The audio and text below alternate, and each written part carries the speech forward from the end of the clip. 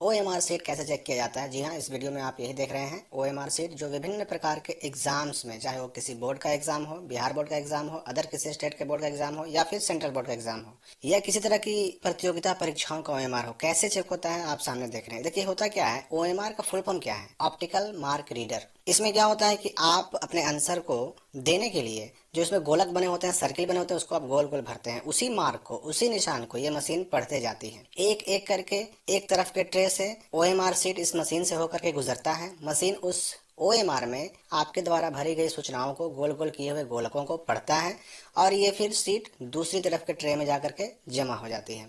इस प्रकार बहुत तेजी के साथ हजारों की संख्या में ओएमआर चेक कर लिया जाता है। इसीलिए आपको कहा जाता है कि ओएमआर सीट को मोड़ना या गंदा करना या उसमें किसी तरह का दूसरा निशान लगाना आपके लिए काफी हानिकारक हो सकता है। बाय द वे, मान लेते हैं कि अगर मशीन ने आपके ओएमआर सीट को रीड नहीं किया या फिर आपने कुछ ऐसा निशान लगा दिया जिसकी वजह से आपके ओएमआर की सूचनाओं को पढ़ने में, रीड करने में सक्षम नहीं हो पाया, तो उसमें बहुत समस्या हो जाती है। तो ओएमआर को पढ़ने वाली ये मशीन, चेक करने वाली ये मशीन असल में जुड़ी होती है कंप्यूटर से। उसमें क्या होता है कि जैसे जैसे आपका ओएमआर सीट इस मशीन से गुजरते जाता है, उसमें छपी सूचनाएं उससे जुड़े कंप्यूटर में ऑटोमेटिक सेव होती जाती हैं। आपने ध्यान दिया होगा कि आपके ओएमआर सीट पर एक बारकोड भी छपा होता है, ओएमआर का नंबर छपा होता है। और यही नहीं, एग्जामिनेशन में जो आपका रोल नंबर होता है, अगर कंपटीशन एग्जाम दे रहे हैं तो उसमें रोल नंबर का भी गोलक गोल करना होता है।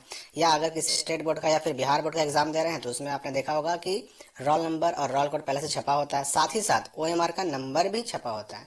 तो होता क्या है कि जैसे ये ओएमआर उस मशीन से होकर गुजरती है, उसमें छपी सूचनाओं को आपने किस सवाल का जवाब कहाँ गोल किया है, कहाँ दिया है, उन सारी सूचनाओं को पढ़ते जाता है। कितना आपने सही किया, कितना आपने गलत किया, उस सब कुछ आपके रोल नंबर के साथ इस कंप्यूटर में बिल्कुल ऑटोमेटिक सेव होते जाता है। इसके लिए किसी आदमी को मैनुअली एंट्री नहीं करनी पड़ती है। अगर मान लेते हैं कि आपने अपने ओएमआर में दो आंसर के गोलकों को यानी सर्किल को गोल कर दिया, तो उसका क्या होगा, इस मशीन में ऐसी सेटिंग ऑलरेडी की हुई होती है कि अगर आपने किसी आंसर में दो गोलक को गोल किया हुआ है तो उसको ये इनवैलिड गिनेगा, यानी उसको ना मान के चलेगा, उस आंसर को इनवैलिड कर देगा। या फिर मान लेते हैं कि अगर आपने किसी एक गोलक को ऐसा रंगा कि वह दूसरे गोलक से टच कर गया, उससे स्पर्श कर गया, दोनों गोलक आपस में अगर टच हो जाते हैं, वैसी स्थिति में भी इस मशीन की सेटिंग ऐसी होती है कि इसके द्वारा आपका आंसर चेक नहीं किया जाएगा।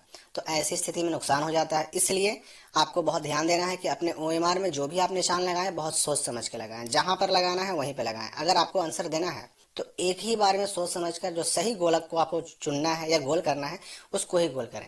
उस पे अगर आप स्क्रैच करते हैं, नाखून लगाते हैं, तो उस वक्त भी ये मशीन हो सकता है कि उस ओएमआर को ना पढ़े या फिर आपने जो आंसर दिया उस आंसर को ये इनवैलिड घोषित कर दे।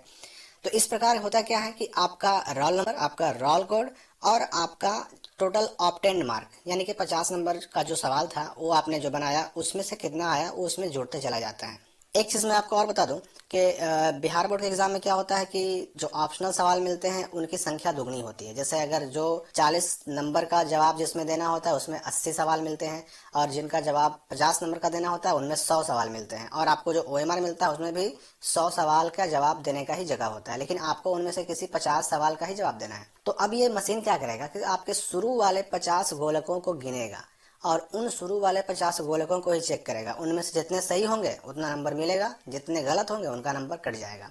एग्जाम्पल के लिए, आपने 1 बनाया, 5 बनाया, 10 बनाया, 20 बनाया, इस तरह से करते करते आपका टोटल 50 गोलक जहाँ पे पूरा होगा उसको गिना जाएगा। उसमें कितने सही हुए, मान लीजिए कि 40 सही हुए तो आपको 40 नंबर ही मिलेगा।